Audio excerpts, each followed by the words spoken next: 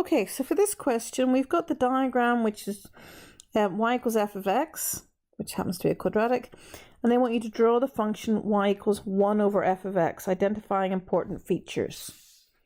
So the first thing I would come along and do is draw in my asymptotes, and we know that they occur there and there. So that's the first thing to do.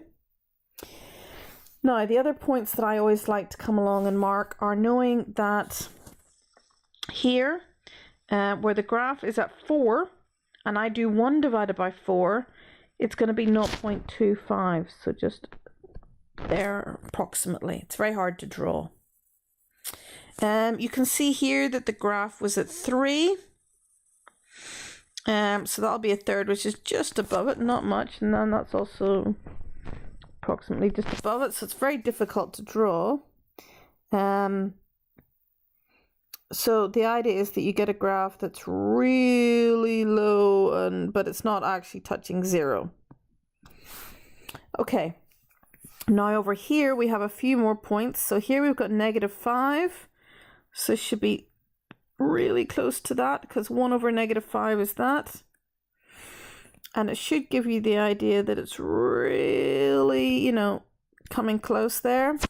And then something very similar, you want it to hug as close as you possibly can to that. So our asymptotes, we could say we have x equals -2, x equals +2. Something like that. That would be fine. Okay. Now, for the next bit, it says use the diagram to estimate the solutions to this equation. We have modulus f of x and mod x. So a couple of things. One, the modulus of f of x, draw over the top of this, is this part of this graph.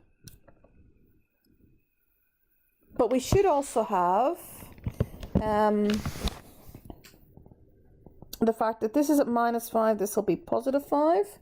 If this over here is at 5, this should be up here at +5. And the graph should be doing something like that, almost like what I call vampire teeth. Okay, so the next thing is to draw on your mod of x. Now, notice the scales are not the same here. This one is going up 2 squares equals 1. Here, 1 square equals 1.